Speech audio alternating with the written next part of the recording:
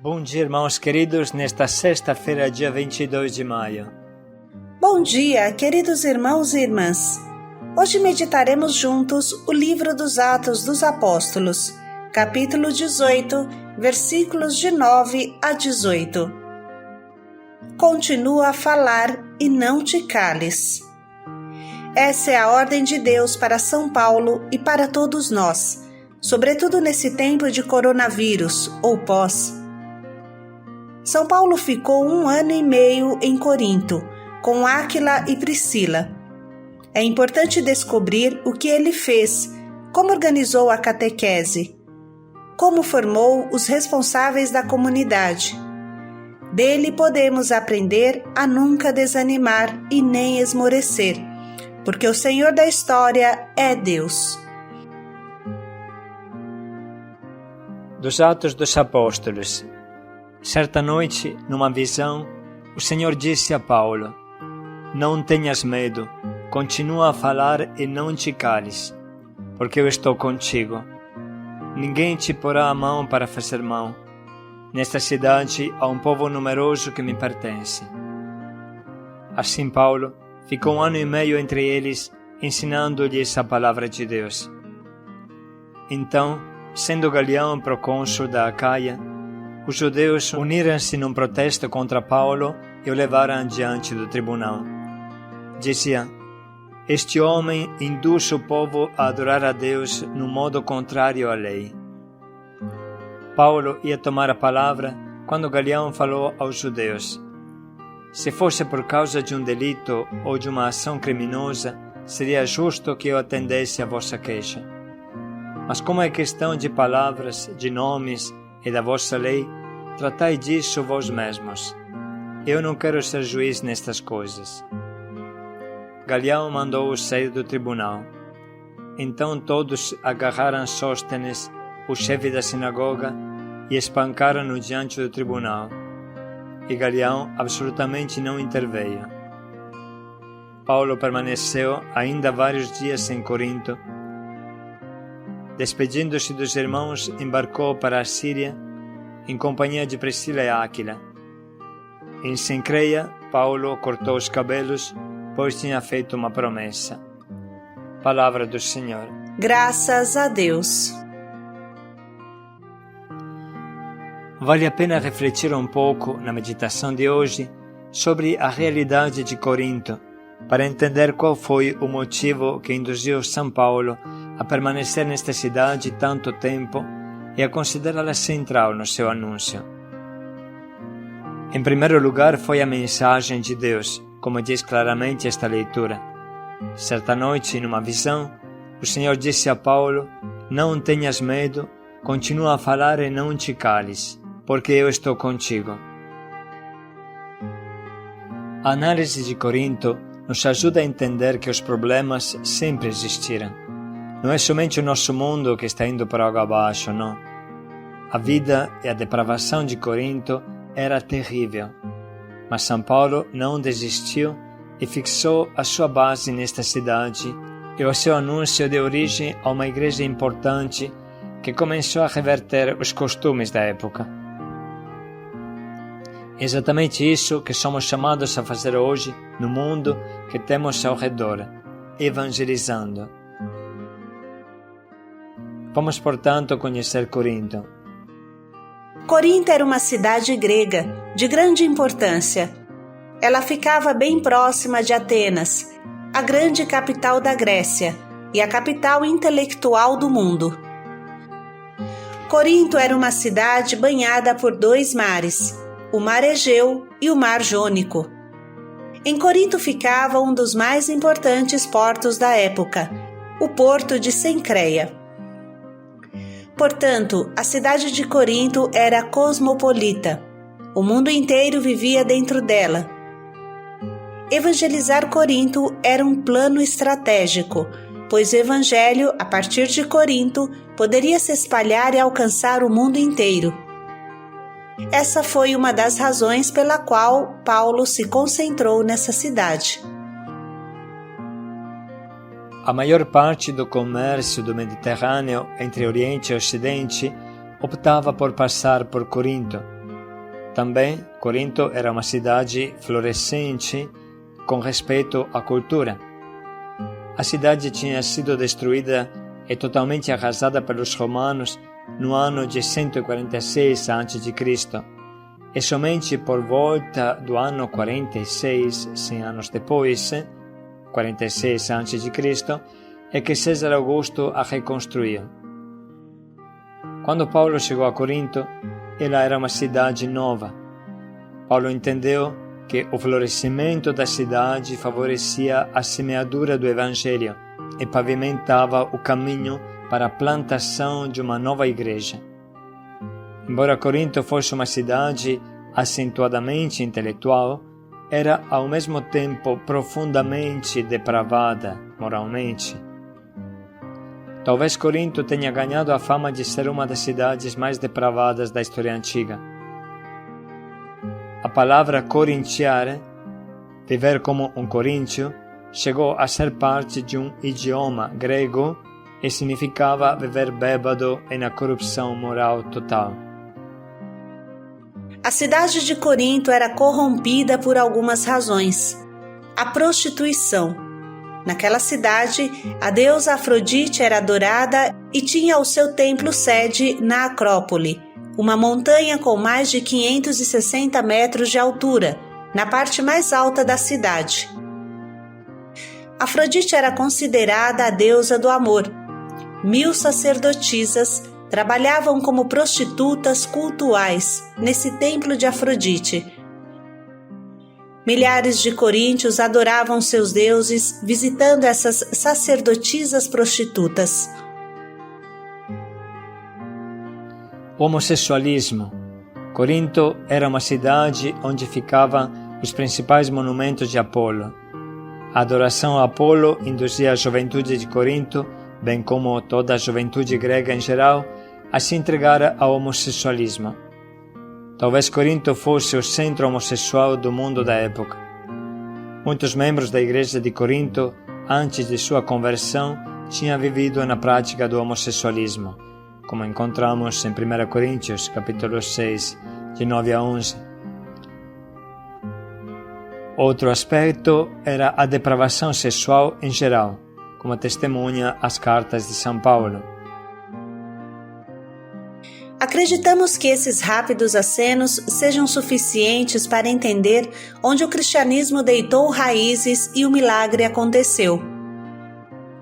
A luta foi dura, mas basta ler as 2 cartas aos Coríntios para entender como Paulo conseguiu contrastar a terrível depravação, que chegou inclusive até para dentro da igreja. A experiência de Paulo é um exemplo luminoso para nós. Nos incentiva a não ter medo, a não desanimar se a fumaça do capeta chega dentro da igreja. A fé tem o poder de purificar e limpar qualquer cultura e qualquer pessoa. Outrora eres escravos do pecado, seus membros eram escravos da impureza, agora oferecei vossos membros como escravos da santidade de Deus. Como Maria Madalena, nós também podemos aprender que Jesus é capaz de fazer uma autêntica revolução na nossa vida e transformar o nosso negativo em testemunho forte do poder de Deus. Deus tem um povo numeroso nesta cidade e convida São Paulo a pregar sem medo. Deus ama estes lugares perdidos pelo pecado e seus olhos misericordiosos se fixam sobre estes pobres perdidos e lascados, como hoje acontece nas cracolândias da vida. É só querer com sinceridade e decisão e a sua vida vai mudar. Tudo pode mudar pela força da oração, pela força da fé. Irmãos, vamos agora ouvir mais uma vez essa leitura, tendo bem presente a meditação que acabamos de fazer.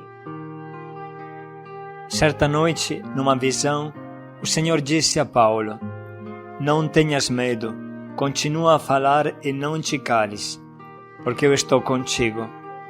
Ninguém te porá a mão para fazer mal. Nesta cidade há um povo numeroso que me pertence. Assim Paulo ficou 1 ano e meio entre eles, ensinando-lhes a palavra de Deus. Então, sendo Galião procônsul da Acaia, os judeus uniram-se num protesto contra Paulo e o levaram diante do tribunal. Diziam: este homem induz o povo a adorar a Deus num modo contrário à lei. Paulo ia tomar a palavra quando Galião falou aos judeus: se fosse por causa de um delito ou de uma ação criminosa, seria justo que eu atendesse a vossa queixa. Mas como é questão de palavras, de nomes e da vossa lei, tratai disso vós mesmos. Eu não quero ser juiz nestas coisas. Galião mandou-os sair do tribunal. Então todos agarraram Sóstenes, o chefe da sinagoga, e espancaram-no diante do tribunal. E Galião absolutamente não interveio. Paulo permaneceu ainda vários dias em Corinto. Despedindo-se dos irmãos, embarcou para a Síria, em companhia de Priscila e Áquila. Em Cencreia, Paulo cortou os cabelos, pois tinha feito uma promessa. Vamos agora anotar as frases e as ideias da meditação que mais nos atingiram.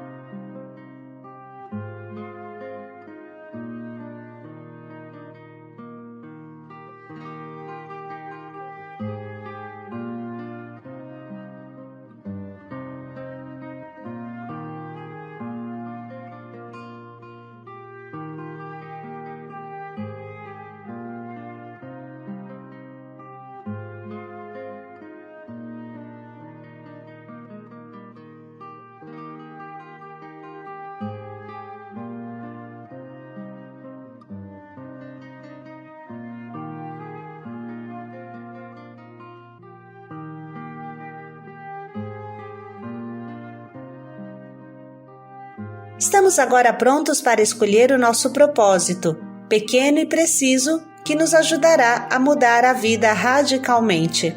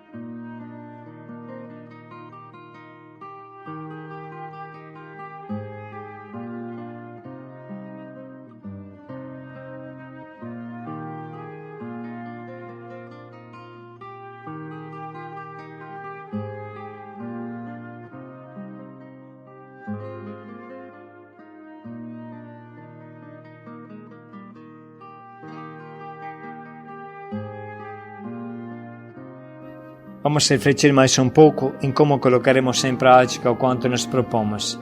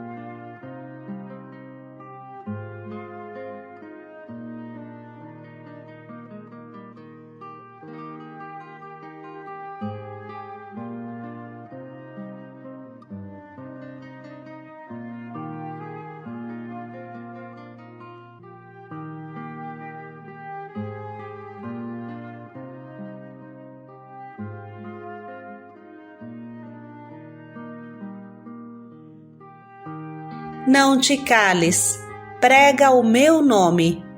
Paz e alegria a todos. Paixão e decisão na evangelização.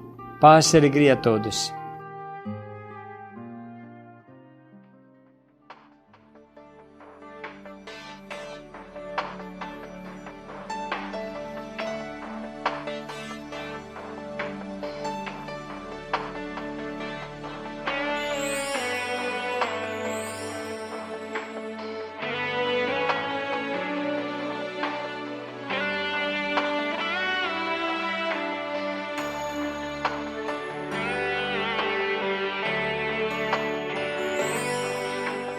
Desde o ventre da minha mãe já me conheci. Antes que eu nascesse, Jesus me escolheu. Hoje a minha vida é para o seu louvor. Sigo anunciando o seu eterno amor.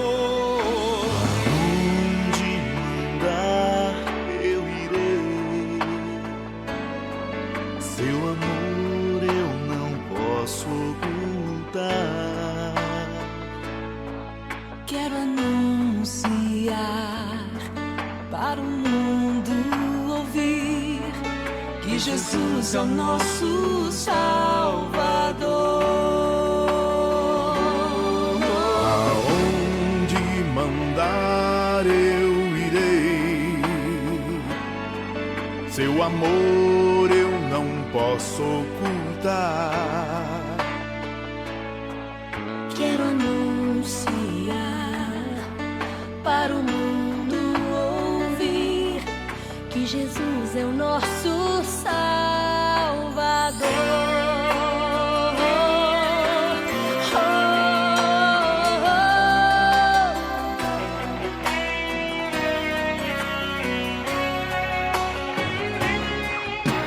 Grato eu estou, Senhor, porque me confiaste A missão de proclamar o seu eterno amor.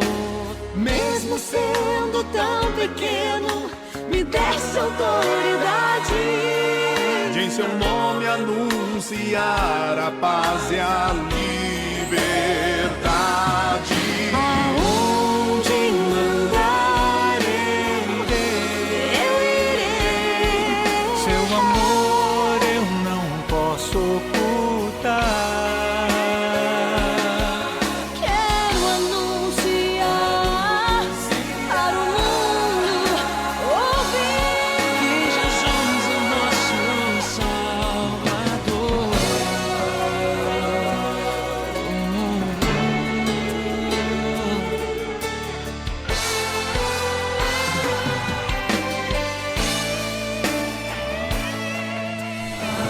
Onde mandar eu irei, Senhor. Seu amor eu não posso ocultar. Quero anunciar para o mundo ouvir que Jesus é o nosso Salvador. Onde mandar eu irei. Seu amor eu não posso ocultar. Quero anunciar para o mundo ouvir que Jesus é o nosso Salvador. Quero anunciar para o mundo ouvir que Jesus é o nosso Salvador.